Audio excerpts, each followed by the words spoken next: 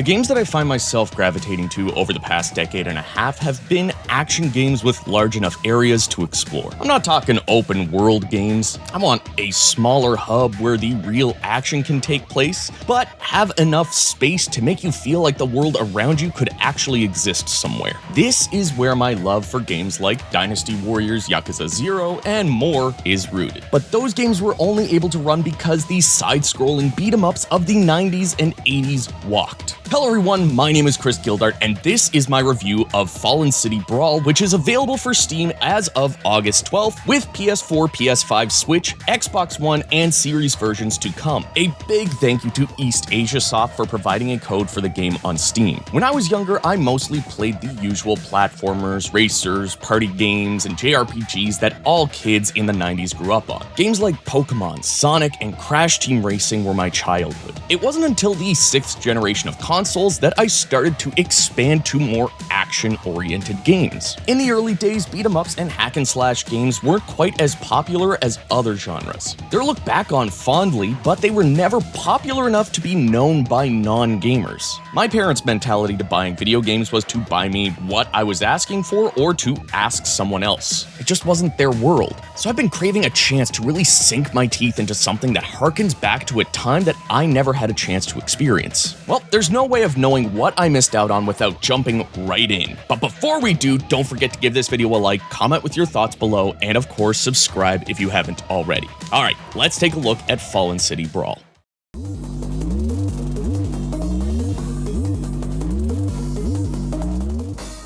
Starting things off, the visuals of this game look fantastic. Without a doubt, they harken back to the SNES and Genesis era of old-school beat-em-ups while bringing in some more modern aspects. First of all, the sprite work is phenomenally done. I just love how everything is animated. Sure, some of the faces are hard to read sometimes, but that's one thing that you have to deal with when it comes to this 16-bit style. I could easily see this looking great on a CRT. Zoom and shake effects give the visuals that modern cinematic feel that I mentioned earlier. There are 4 playable characters that all look and play pretty unique. There's not much of a story here, but you can at least tell the personalities of the characters by their designs. Combat is pretty simple, but you almost want that in these sort of arcadey games. You have a normal attack string, a special attack that's character specific, a parry and jump button, a crowd clearing move, and that's about it. You can pick up weapons and boxes and even motorcycles to use against your enemies. One thing that I do like and I feel I need to mention is that 2 of the playable characters will drop their main weapon when they're attacked, and that's what's connected to their special attack. I have found it pretty useful to just leave it there and punch my way out of a fight, but there are some times where the range of your special attack is an absolute necessity. Stages play out like most classic beat-em-ups. You just move to the right and occasionally you'll move up and down. Because of this classic design, I think the biggest complaint I have is that it is just too short. The same stages play out in the same order no matter which character you choose. This game is just too much of an arcade game and not enough of a single-player experience that will make you want to come back for another playthrough. You just play through the same 7 stages no matter which of the 4 characters you choose. Not only that, there aren't any unlockables that I could find.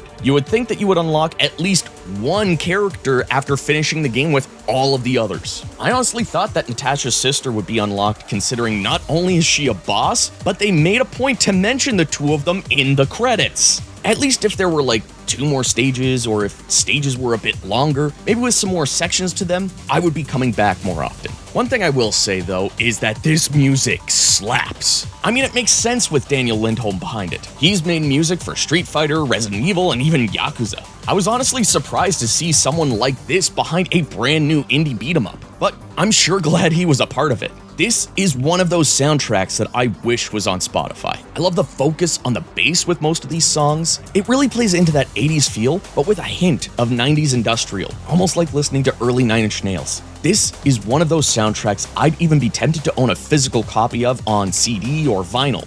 If only physical media was as alive as it used to be.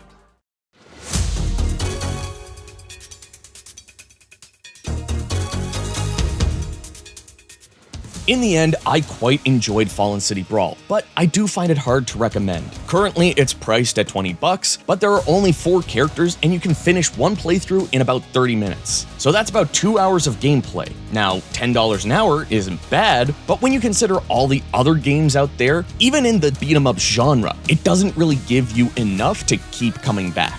This was definitely built for arcade enjoyers. This would fit perfectly in an arcade, but sold by itself, it just doesn't really hit where I want it to. Now, I would definitely recommend it if you see it on a good sale, but I would recommend it if you're a beat-em-up fan who loves going for that high score, especially if you're in need of a new game. I wouldn't say all is lost, though. There is still a console release happening, and we could very well see updates that add new characters, or maybe a more fleshed out story. I don't need voice acting or cutscenes, just a brief synopsis of how we got from fighting in the streets during the summer at dusk to fighting in a ninja's hideout in the winter. You can also tell the game was built with keyboard controls in mind. Having to double tap a direction in order to run means that if you play with a controller, or like I did for a bit, a fight stick, you won't be pulling off as many of the running attacks when you're dealing with a crowd. I still say this is worth it to experience the game at least. It was surprisingly fun while it lasted. I just wish it lasted longer.